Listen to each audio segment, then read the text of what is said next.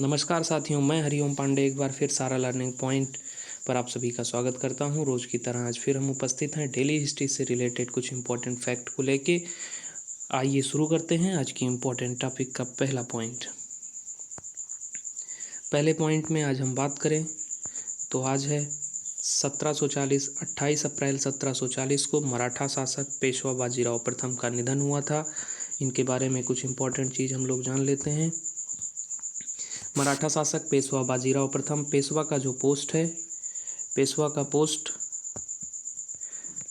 जो मराठा साम्राज्य का प्रधानमंत्री होता था उसे पेशवा कहा जाता था। इनके पिता जो थे बालाजी विश्वनाथ, वो प्रथम पेशवा थे। इनकी माता का नाम राधाबाई था। इनका जन्म 18 अगस्त 1700 को श्रीवर्धन में और मृत्यु 18 अप्रैल 1740 को खरगोन जिले में हुआ था। इनकी समाधि नर्मदा नदी के तट पर रावेरखेड़ी में है। और यहाँ से इम्पोर्टेंट फैक्ट, बाजीराव प्रथम कौन थे? बाजीराव प्रथम सेकंड पेशवा थे। ध्यान रखिएगा, बाजीराव प्रथम सेकंड पेशवा थे। आप लोगों ने मूवी देख ही ली है। बाजीराव प्रथम सेकंड पेशवा थे। प्रथम पेशवा कौन थे? प्रथम पेशवा इनके ही पिता बालाजी विश्वनाथ थे। बात करते हैं अगले पॉइंट की। इनसे जुड़ी कुछ इंपॉर्टेंट फैक्ट आप लोग देख सकते हैं। ये हैं फिगर, आप देख लीजिए। तेज तर्रार आदमी। इनके बारे में अन्य नाम इनका है बाजीराव बल्लाल, थोरले बाजीराव। या इनका जन्म 18 अगस्त 1700 को और मृत्यु 28 अप्रैल 1740 को हुई थी। इनके पिता बालाजी विश्वनाथ जो कि प्रथम पेशवा शासक थे, माता राधाबाई, इनकी पत्नी काशीबाई और मस्तानी। आप लोगों ने पिक्चर देखी होगी बाजीराव मस्तानी, ये उन्हीं की कहानी है। आज ही के दिन 28 अप्रैल को बाजीराव व मस्तानी दोनों की मृत्यु हो गई थी। संतान इनकी बालाजी बाजीराव और रघुनाथ राव थे। प्रसिद्ध मराठा साम्राज्य का द्वितीय पेशवा इन्हें कहा जाता है।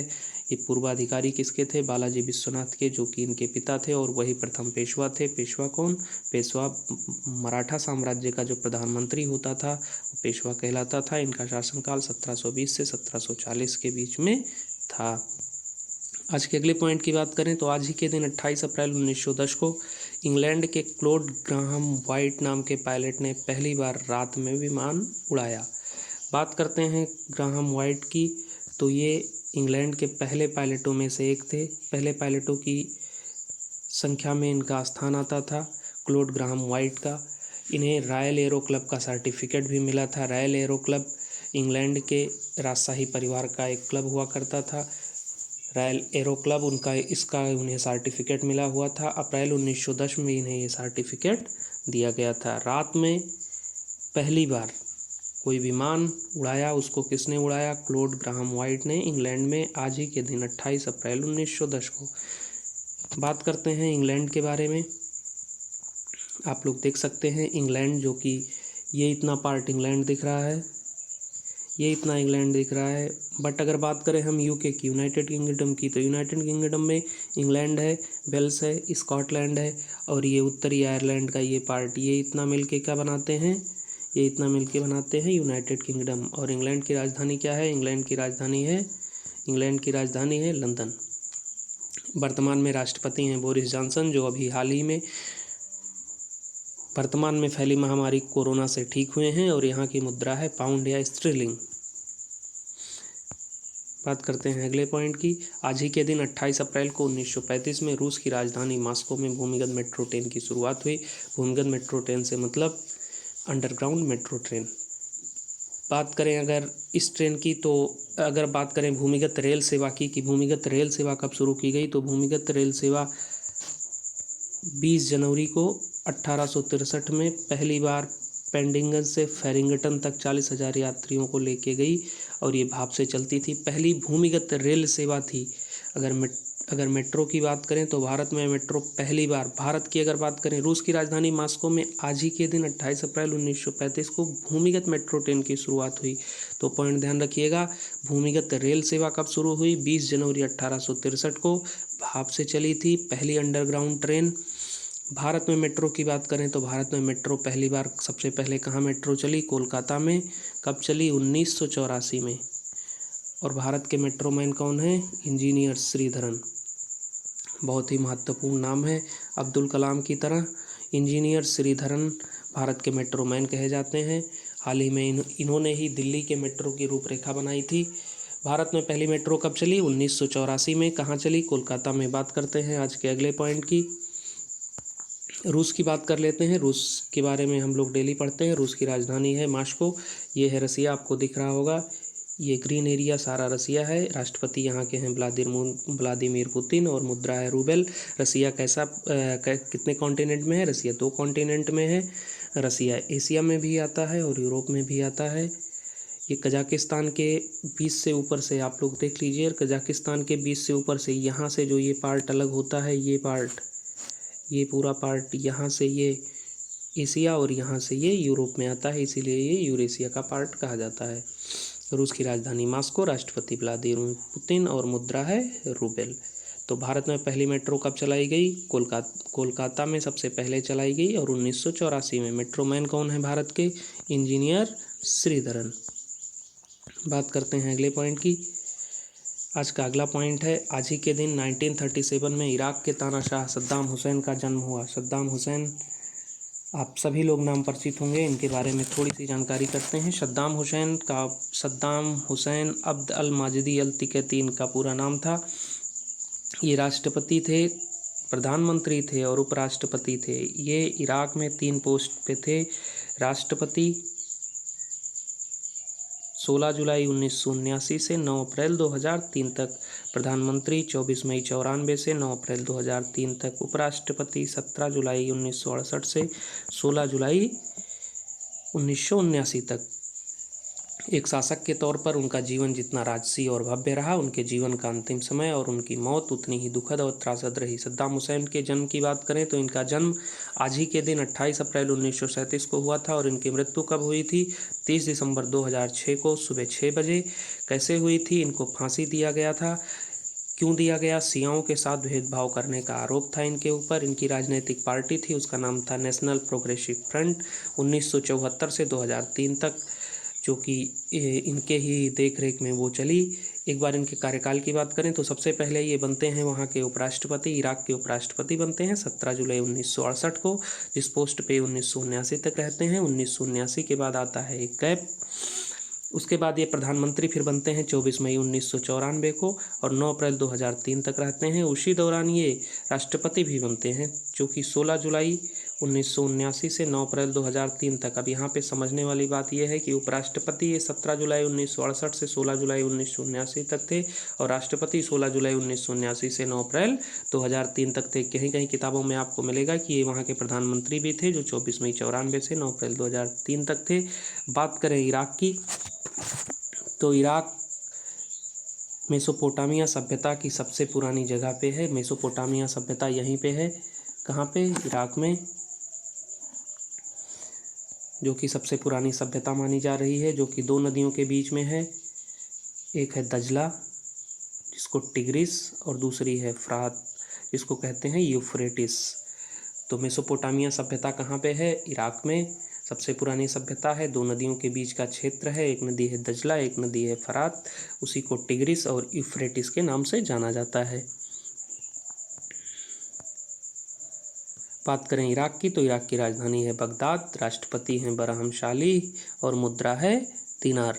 आप लोग इराक देख सकते हैं, ये एशिया का पार्ट है, सऊदी अरब से सटा हुआ है। ऊपर सीरिया लियोन है, साइड में ईरान है, टर्की भी यहाँ से जुड़ा हुआ है। टर्की जहाँ कभी ओटोमान साम्राज्य हुआ करता था, जहाँ खलीफा होते थे, ये एशिया में आता है इराक। बात करते हैं आज के अगले पॉइंट की। आज ही के दिन 28 अप्रैल 1964 को जापान आर्थिक सहयोग, जापान, यहाँ पे ध्यान रखिएगा, ये आज ही के दिन जापान आर्थिक सहयोग और विकास संगठन OECD में शामिल किया। अब यहाँ पे जानने वाली चीज़ क्या है? आर्थिक सहयोग और विकास संगठन क्या है? इसका मुख्यालय है पेरिस में। पेरिस कहाँ है? फ्रांस में। फ्रांस की कैपिटल है पेरिस। इसका मुख्यालय पेरिस में है। इसकी पुनर्स्थापना कब हुई थी? 30 सितंबर 1961 को। पुनर्स्थापना से क्या मतलब है? पुनर्स्थापना से पहले 1948 में OEEC के रूप में इसकी स्थापना हुई थी, जिसमें 35 देश थे। इसकी पुनर्स्थापना 30 सितंबर 1961 को हुई। इसका मुख्यालय कहाँ है? पेरिस में। अर्थात OECD का मुख्यालय कहाँ है? आर्थिक सहयोग और विकास संगठन का मुख्यालय है पेरिस में। इसकी स्थापना 30 सितंबर 1961 को हुई थी। 28 अप्रैल 1964 को जापान इसमें शामिल हुआ। जापान की बात करें तो यहाँ 4 प्रमुख द्वीप हैं, जिनका नाम है होकाइडो, होन्शु, शिकोकू और क्यूशू। कौन कौन से द्वीप हैं? होकाइडो, होन्शु, शिकाकू और क्यूशू। बात करें जापान की तो जापान की राजधानी है टोक्यो, राष्ट्रपति हैं शिंजो आबे, मुद्रा है येन। जापान यहाँ आपको दिख रहा होगा, ये चाइना से थोड़ी दूर पे, ये जो बाहर का एरिया दिख रहा है यही जापान है। जापान की राजधानी टोक्यो, राष्ट्रपति शिंजो आबे और मुद्रा येन। टेक्निकल मामले में जापान बहुत ही उन्नत देश है। बात करते हैं आज के अगले पॉइंट की। आज के अगले पॉइंट में आज ही के दिन 28 अप्रैल 2001 को अमेरिकी बिजनेसमैन डेनिस टिटो ने पहले अंतरिक्ष यात्रा की और वहाँ के पर्यटक के रूप में यात्रा की। डेनिस टिटो अमेरिका के एक व्यापारी हुआ करते थे। अंतरिक्ष में पर्यटक के रूप में जाने वाले ये पहले आदमी थे, इसीलिए इनका नाम इम्पॉर्टेंट है। डेनिस टिटो पहले अंतरिक्ष पर्यटक बने। इन्होंने 6 दिन की अंतरिक्ष यात्रा के लिए करीब $2 करोड़ की रकम अदा की थी। रकम आप लोग एक बार ध्यान से देख लीजिएगा, $2 करोड़। पेन लेके रुपए में एक बार कन्वर्ट कर लीजिएगा, कितना रुपया होता है? $2 करोड़। 6 दिन के लिए इन्होंने इतनी रुपया दी। कहाँ के पर्यटक बने? अंतरिक्ष के। नाम क्या था? Dennis Tito. कब बने? 2001 में। डेट 28 अप्रैल। बात करते हैं आज के अगले पॉइंट की। आज का अगला पॉइंट है अमेरिका के बारे में। अभी कल ही हम लोगों ने जानकारी की थी, संयुक्त राष्ट्र अमेरिका, चूँकि संयुक्त लगा हुआ है इसलिए कई राष्ट्र इसमें संयुक्त हैं। तो कितने राष्ट्र संयुक्त हैं? संयुक्त राष्ट्र अमेरिका में कुल 50 राज्य हैं या 50 देश आप कह सकते हैं। 50 राज्यों को मिलकर एक देश बना संयुक्त राष्ट्र अमेरिका। राष्ट्रपति इस समय है डोनाल्ड ट्रम्प। राजधानी है वाशिंगटन डीसी। वाशिंगटन डीसी यहाँ साइड में है, आप लोग देख लीजिएगा, यही एरिया में है वाशिंगटन डीसी। यहाँ की मुद्रा है डॉलर। बात करते हैं आज के अगले पॉइंट की। आज ही के दिन 28 अप्रैल 2003 को एप्पल ने iTunes स्टोर की शुरुआत की, जिससे उपभोक्ता इंटरनेट से संगीत सीधे अपने फ़ोन पर डाउनलोड कर सकते थे। एप्पल जो कि सारी चीज़ डाउनलोड पे आधारित है, एप्पल में कन्वर्टिंग जो होती है या शेयरिंग जो होती है वो एप्पल टू एप्पल है। इसीलिए आज ही के दिन एप्पल ने iTunes स्टोर की शुरुआत की। एप्पल ने आज ही के दिन, ये एप्पल का लोगो है, काफ़ी प्यारा लोगो, एप्पल की तरह ही दिखता है। आज ही के दिन एप्पल ने iTunes स्टोर की शुरुआत की। इससे क्या होता था? इंटरनेट से आप सीधे संगीत सुन सकते थे एप्पल फ़ोन में। बात करें एप्पल की तो एप्पल की स्थापना कब हुई थी? एप्पल की स्थापना हुई थी 1976 में। इसी महीने की पहली तारीख को, 1 अप्रैल को, जिसको हम लोग किस दिवस के रूप में मनाते हैं आप सभी लोगों को पता है। आज ही के दिन क्या हुआ था? iTunes की शुरुआत हुई थी। 1 अप्रैल 1976 को एप्पल की स्थापना हुई थी। इसके संस्थापक कौन थे? इसके 3 संस्थापक हैं, जिसमें से हम लोग एक लोगों का नाम सिर्फ जानते हैं, लेकिन बात करते हैं तीनों संस्थापक की। इनके संस्थापक हैं स्टीव वोजनियाक, स्टीव जॉब्स और रोनाल्ड वेन। हम लोग सिर्फ स्टीव जॉब्स को मुख्यतः जानते हैं, परंतु इसके 2 और संस्थापक हैं, उनका नाम है स्टीव वोजनियाक और रोनाल्ड वेन, साथ में स्टीव जॉब्स। इसका मुख्यालय है कुपर्टिनो, संयुक्त राज्य अमेरिका में। संयुक्त राज्य अमेरिका की अभी हम लोगों ने बात की। संयुक्त राज्य अमेरिका 50 देशों से मिलकर बना हुआ एक संयुक्त संगठन है, जिसका नाम है अमेरिका। राजधानी है वाशिंगटन डीसी। राष्ट्रपति हैं डोनाल्ड ट्रम्प। मुद्रा है डॉलर। एप्पल के CEO वर्तमान में कौन है? टिम कुक वर्तमान में एप्पल के CEO हैं। संस्थापक कौन कौन थे? स्टीव वोजनियाक, स्टीव जॉब्स और रोनाल्ड वेन। स्थापना कब हुई थी? 1 अप्रैल 1976 को। बात करते हैं आज के अगले पॉइंट की। आज के अगले पॉइंट में आज ही के दिन 2008 में 28 अप्रैल 2008 में भारतीय अंतरिक्ष अनुसंधान संगठन ने PSLV C9 के प्रक्षेपण के साथ एक नया इतिहास रचा। PSLV C9, वैसे भी भारतीय अंतरिक्ष अनुसंधान संगठन लगातार इतिहास ही रचता आ रहा है। बात करते हैं भारतीय अंतरिक्ष अनुसंधान संगठन की। ये क्या है? शॉर्ट फॉर्म में हम लोग इसको कहते हैं ISRO. Indian Space Research Organisation. इसके संस्थापक कौन थे? इसके संस्थापक थे विक्रम अम्बालाल साराभाई। इसका मुख्यालय कहाँ है? ध्यान रखिएगा, इसरो का मुख्यालय बंगलौर में है। लगातार परीक्षाओं में पूछ लिया जाता है। इसरो का मुख्यालय कहाँ है? बंगलौर में। इसके संस्थापक विक्रम अम्बालाल साराभाई थे। वर्तमान में इसका डायरेक्टर जनरल कौन है? इसके डायरेक्टर जनरल है डॉक्टर के सिवन। आप लोगों ने मंगल मिशन के समय इन्हें देखा होगा। डॉक्टर के सिवन वर्तमान में इसके डायरेक्टर जनरल हैं। PSLV C9 की बात करें तो क्यों इतिहास, भाई इसको भी जान लेते हैं क्या है PSLV C9, इसकी वजह से भारत ने इतिहास रचा। तो ये पोलर सैटेलाइट लॉन्च व्हीकल था। PSLV C9 क्या था? Polar satellite launch vehicle. ये एक साधन था जो कि पोलर को लॉन्च करता था। इसमें 10 पेलोड इसके द्वारा लॉन्च किए गए। देख लेते हैं पेलोड क्या है। देखते हैं रॉकेट को हम लोग। रॉकेट में जो ये सबसे ऊपर का एक पार्ट दिख रहा है, ये पार्ट, ये देखिए, ये है पेलोड सिस्टम। इसमें 10 पेलोड लॉन्च किए गए थे। ध्यान रखिएगा, ये रॉकेट का सिस्टम है। सबसे ऊपर नोज कोन होता है। जो इम्पोर्टेंट फैक्ट है, पेलोड कोन यहाँ पे होता है। गाइडेंस सिस्टम इसके बाद होता है। फ्यूल इसके बाद इतना भरा जाता है। ऑक्सीडाइजर होते हैं, पंप होते हैं इनको उड़ाने के लिए, नोजल होती है। ये पूरा स्ट्रक्चर सिस्टम है। आप लोग ध्यान से देख लीजिएगा, चाहिए तो स्क्रीनशॉट भी ले लीजिएगा। इसकी कोर एलोन, जो कि कोर थी इस रॉकेट की या PSLV C9 की, इसकी कोर एलोन संस्करण की ये तीसरी उड़ान थी। आज ही के दिन इसरो ने, जिसका मुख्यालय बंगलौर में है, वर्तमान में डायरेक्टर जनरल डॉक्टर के सिवान है। डायरेक्टर जनरल कौन है? डॉक्टर के सिवान। नाम इम्पॉर्टेंट है, याद रखिएगा। मुख्यालय बंगलौर में इसरो का, डायरेक्टर जनरल डॉक्टर के सिवन। PSLV C9 के द्वारा, जिसका फुल फॉर्म है पोलर सैटेलाइट लॉन्च व्हीकल, अर्थात एक ऐसा साधन जो कि पोलर को लॉन्च किया गया था। इसके द्वारा पोलर को लॉन्च करने का साधन था ये। इसके माध्यम से 10 पेलोड लॉन्च किए गए थे। यहीं पे पेलोड सिस्टम लगाया गया था पूरा, और इसी को लॉन्च किया गया था। बात करते हैं आज के अपने अगले पॉइंट की। आज ही के दिन 1932 में 28 अप्रैल 1932 को इंसानों के लिए पीत ज्वर का टीका विकसित करने की घोषणा की गई। इम्पॉर्टेंट चीज़, पीत ज्वर। पीत ज्वर क्या है? पीत का मतलब होता है येलो, और ज्वर का मतलब होता है फीवर, अर्थात येलो फीवर को ही क्या कहते हैं? पीत ज्वर। ये होता कैसे है? ये अदृश्य जीवाणुओं से होता है। इस मनुष्यों में कैसे हो जाता है? तो मनुष्यों में ये मच्छरों के द्वारा होता है, अर्थात अदृश्य जीवाणु मच्छर में प्रवेश करते हैं, मच्छर मनुष्य को काटता है और मनुष्य को पीत ज्वर हो जाता है। सबसे पहले ये कहाँ देखा गया? सबसे पहले ये 1900 में क्यूबा में उपद्रव हो रहा था, जहाँ पे अमेरिका ने भेजी अपनी सेना। जैसे हर जगह अमेरिका अपनी सेना अफगानिस्तान में देखो भेज दी थी नाटो के सहयोग के लिए। क्यूबा में उपद्रव हो रहा था, अमेरिका ने भेजी अपनी सेना, और यहाँ पे उनकी पूरी सेना में ये महामारी बन के फैल गई। कैसे? मच्छरों के काटने से। मच्छर क्या थे? वो पीत ज्वर के अदृश्य जीवाणु जो होते हैं उनसे संक्रमित थे, और मच्छर ही इस ज्वर के संवाहक हैं। इसमें क्या होता है? नाड़ी मंद हो जाती है और शरीर में एल्बुमिन की उपस्थिति हो जाती है। एल्बुमिन एक प्रोटीन है।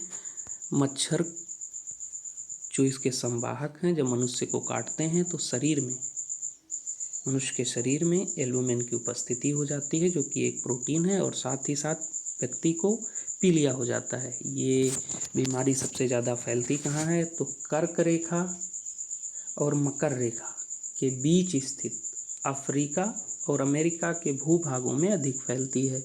अफ्रीका ये है जहाँ सबसे लास्ट में अफ्रीका के साउथ अफ्रीका है, और ये अमेरिका है जहाँ ब्राज़ील, अर्जेंटीना आदि देश हैं। South America. कर्क रेखा की बात करें तो कर्क रेखा 23.5 अंश उत्तरी अक्षांश से 23.5 अंश दक्षिणी अक्षांश को क्या कहा जाता है? मकर रेखा। ये है कर्क रेखा, ये है मकर रेखा। कर्क रेखा इसलिए इम्पोर्टेंट है क्योंकि ये भारत से गुजरती है। भारत के कितने राज्यों से गुजरती है आप लोग जान लीजिए। भारत के कितने राज्यों से गुजरती है?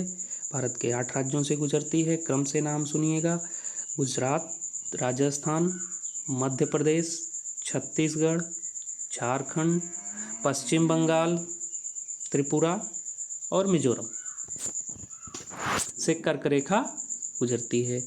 मकर रेखा भूमध्य रेखा से बीच में एक रेखा है भूमध्य रेखा, जिसे 0 डिग्री की रेखा कहा जाता है। इसके नीचे को दक्षिणी गोलार्ध, ऊपर को उत्तरी गोलार्ध कहते हैं। किसी और वीडियो में हम कर्क रेखा और मकर रेखा के बारे में विस्तृत चर्चा करेंगे। आइए चलते हैं आज के अगले पॉइंट की तरफ। आज का अगला पॉइंट है, आज ही के दिन 28 अप्रैल 1914 को अमेरिका में वेस्ट वर्जीनिया के एसेल्स इलाके में एक कोयला खदान हादसे में 181 लोगों की मौत हो गई थी। नथिंग इम्पोर्टेंट फैक्ट: अमेरिका 50 राज्यों से बना है। राजधानी है वाशिंगटन डीसी, राष्ट्रपति हैं ट्रंप, मुद्रा है डॉलर। बात करते हैं अगले पॉइंट की। अगला पॉइंट है, आज ही के दिन 1943 में नेताजी सुभाष चंद्र बोस ने जर्मनी से जापान की अपनी यात्रा के दौरान मेडागास्कर के निकट एक जर्मन पनडुब्बी से जापानी पनडुब्बी में सवार हुए नेताजी। ये दौर है 1943 की हम बात कर रहे हैं। नेताजी तब थे यात्रा पे और आज़ाद हिंद फौज के गठन की विचार के साथ वो अन्य राष्ट्रों का भारत को स्वतंत्र कराने के लिए सहयोग ले रहे थे। उसी दौरान वो जर्मनी से चलते हैं जापान, जो कि हमने आपको दिखाया अभी मैप में। जापान कहाँ है? साइड में एकदम, चाइना से समुद्र से घिरा हुआ है जापान। समुद्र है प्रशांत महासागर। वहाँ की यात्रा के लिए मेडागास्कर के निकट एक जर्मन पनडुब्बी, मेडागास्कर एक द्वीप है। बात करते हैं आज के अगले पॉइंट की। आज का अगला पॉइंट है, आज ही के दिन 1986 में सोवियत संघ ने हादसे के 2 दिन बाद स्वीकारा कि 25 अप्रैल को यूक्रेन के चेरनोबिल में परमाणु रिसाव हुआ था। हमने चेरनोबिल की घटना 25 अप्रैल को चेरनोबिल के बारे में बात किया था कि परमाणु रिसाव हुआ था। यूरेनियम डाइऑक्साइड हवा में मिल गई थी, जिससे काफ़ी दूर तक रेडियो एक्टिविटी फैल गई थी और सरकारी आंकड़ों के मुताबिक 31 लोग वहाँ पे थे और उनकी ऑन स्पॉट मौत हो गई थी। लेकिन इस चीज़ को सोवियत संघ, यूक्रेन में अब है चेरनोबिल, लेकिन तब सोवियत संघ का यूक्रेन भाग हुआ करता था और चेरनोबिल सोवियत संघ में आता था। सोवियत संघ ने 2 दिन में सोवियत संघ ने वहाँ की व्यवस्था सुधारी, वहाँ के लोगों को इधर उधर किया और 2 दिन बाद सरकार ने स्वीकारा कि हाँ, चेरनोबिल में परमाणु रिसाव हुआ है। ये हम बात कर रहे थे 27 अप्रैल 1986 को। चेरनोबिल कब हुआ था? 25 अप्रैल 1986 को चेरनोबिल की दुर्घटना हुई थी। आज ही के दिन 2007 में श्रीलंका को हराकर ऑस्ट्रेलिया चौथी बार विश्व क्रिकेट चैंपियन बना। आप लोग एक बार डिटेल खोज लीजिएगा कि कितनी बार ऑस्ट्रेलिया चैंपियन बना है। बात करते हैं आज के प्रश्न की, जो कि हमारा एक प्रश्न आज डेली वीडियो में हुआ करता है, जिसका जो भी जवाब कमेंट में पिन करता है उसको हम अपने वीडियो में पिन करते हैं। तो आज का क्या प्रश्न है? आज का प्रश्न है, अमेरिका में अब तक कितने राष्ट्रपतियों के ऊपर महाभियोग लगाया गया? इसको उत्तर हमने वीडियो में नहीं शामिल किया है, ये आप लोगों का कार्य है। आप लोग खोज के इसका आंसर पिन करिएगा, हम आपको अपने वीडियो में शामिल करेंगे। कल का उत्तर देने के लिए, कल का हमारा प्रश्न एक बार आप लोग ध्यान से सुनिएगा। कल का प्रश्न था कि दिल्ली सल्तनत का अंतिम शासक कौन था और वो किस वंश से था। अभी शुक्ला ने सही उत्तर दिया है और हमने उनको कमेंट में अपने पिन किया है, आप लोग देख लीजिए। अभी शुक्ला ने सही उत्तर दिया था इब्राहिम लोदी। इब्राहिम लोदी के बीच ही इब्राहिम लोदी और बाबर के बीच पानीपत का प्रथम युद्ध हुआ था और यहीं से लोदी वंश समाप्त हो गया था। दिल्ली सल्तनत की समाप्ति हो गई थी और 1526 से मुगल वंश की स्थापना हो गई थी। इतना मुश्किल भी नहीं, इतना आसान भी नहीं, तुझे चलना है अकेले, क्योंकि तेरे साथ कोई नहीं। इसलिए पूरी हिम्मत के साथ, पूरी मेहनत के साथ पढ़ाई करते रहिए, अपने टारगेट पे फोकस रखिए। आशा करते हैं आज का सेशन आपको पसंद आया होगा। यदि पसंद आया है तो लाइक करें, शेयर करें, सब्सक्राइब करें। चैनल को सब्सक्राइब करने में और वीडियो को शेयर करने में हिचकिचाहट और कंजूसी ना दिखाएं। अपना उत्तर कमेंट में ज़रूर पिन करें। अगर कोई सुझाव है वीडियो से संबंधित या किसी टॉपिक से आपको लगता है कि आपको किसी स्पेशल टॉपिक का वीडियो पढ़ना है तो अपना जवाब कमेंट में पिन करें। और आप पीडीएफ के लिए टेलीग्राम चैनल ज्वाइन कर सकते हैं GK by Hariom Pandey sir. वहाँ आपको पीडीएफ अवेलेबल करा दी जाएगी। तो ठीक है, मिलते हैं कल कुछ और रोचक तथ्यों के साथ। तब तक के लिए जय हिंद, जय भारत।